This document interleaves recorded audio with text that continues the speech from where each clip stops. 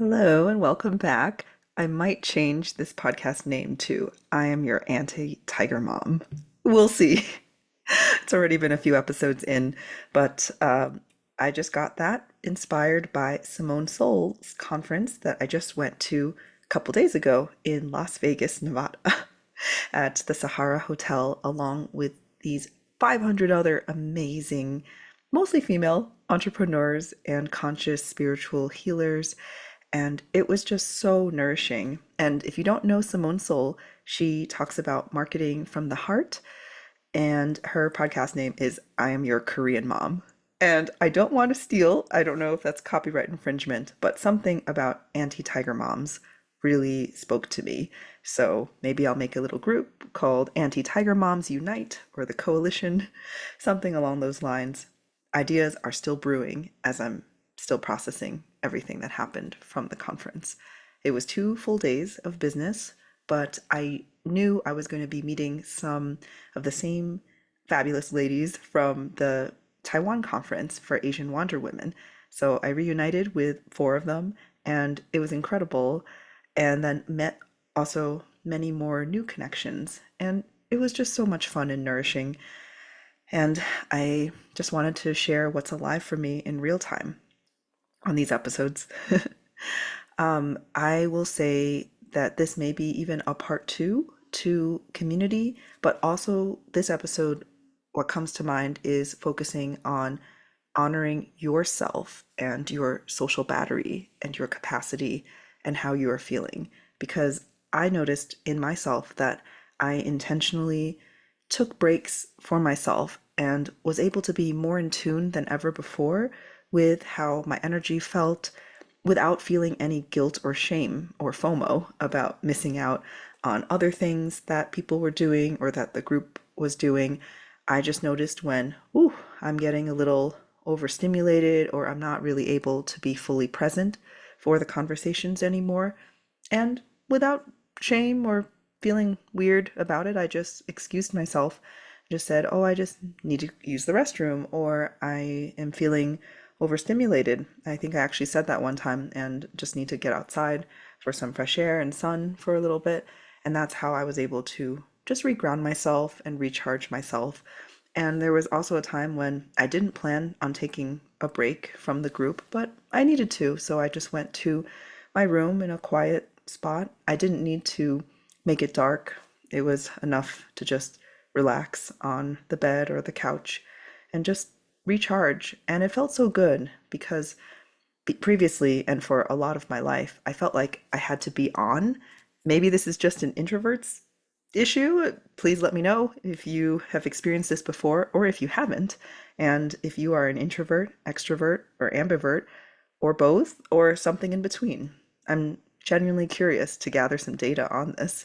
But do you ever feel like you have to be on and sociable, or perhaps even like the best version of yourself? Maybe you feel like you have to be pleasant or agreeable or bubbly or whatever it is. Like we have all these constructs, right, for ourselves. And a lot of our personalities are shaped by our upbringings, but also sometimes real-time feedback with other people. And again, I don't know if this is just a people pleaser thing, hypervigilance thing, even a trauma response from fawning, but sometimes we can even modify in real time how we're behaving based on the cues from the other person too. If we start to, at least I know for me, I've noticed when I start to dive into some story, but if I feel like the other person isn't really interested in hearing it, I tend to shorten it or just gloss over or summarize. I don't feel like if it's welcome to fully share in real time the whole experience. And maybe sometimes that isn't fair to me, diminishes myself, and I'm learning that it's okay or it's enough to, if it's really alive and active for me, to share it. But a lot of times I have found I'm the kind of person who processes a lot of especially difficult things by myself, at least first line, rather than processing it with others, or with my journal. And everybody's different. Some people process better out loud or with others or in other formats. I mean, for me, it's more writing. For others, it's more speaking. So I feel like a lot of times I was given this feedback that I tend to have, I had this grounded energy about me, and I was like, oh, interesting. I hadn't really thought of myself in that way before. I thought I was being plenty energetic and crazy at times and silly and goofy. I mean, we had all sorts of different moments, but it was great feedback because sometimes when you feel like you're one way and then how you come across to others, it's just very interesting. I'm not going to change who I am. I'm still just going to keep being myself, but that was, yeah, just some cool feedback to get. And maybe it also is depends on whom I'm interacting with and who they see me next to. But it was just a lot of fun. And I tried my best to just fully be myself and not needing to be on because how exhausting is that? It's like it's exhausting enough to just socialize, but then when you also feel like you have to not put on a mask, but just like try to be the best version of yourself. Why can't you just be yourself? Just whatever mood you're in or whatever is going on for you. You can just be real with people. And I find that that's a lot more sustainable and less draining with that. So I felt really good with these few days and able to just be myself. And there still is some social anxiety and nervousness with new people and people I don't know too well, but I'm getting there. And I think that we hopefully will normalize a society. Just if you need to take breaks, that's totally okay. You're welcome back. You can come back and you can say yes or no to things without pressure. I mean, just because you said yes before doesn't mean that when the time comes that you must follow through with it no matter what. It's like, what if something comes up or you're going through something internally? I find it's been a tricky balance to honor our plans and commitments, but also honoring our internal states and energy and capacity too. So, and another friend pointed out, this was not at the conference, but right before I met up with an old friend um, from in Manhattan, New York, but we had met before for a random camping trip to see the cherry blossoms in Chiang Mai, Thailand.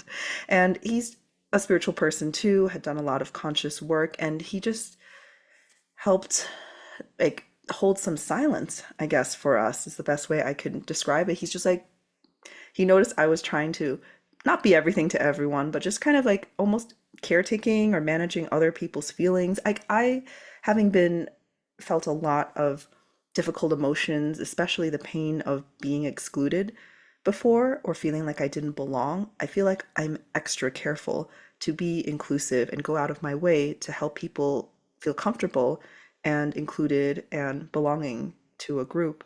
And so I was managing a couple of different people, just some family members, some different friends from different circles. And he was just like, yo, Tony, it's okay. You could just be like, you don't have to, you know, try to be anything for me or anyone for anybody else. And I was just like, oh, yeah, yeah, thanks for that reminder.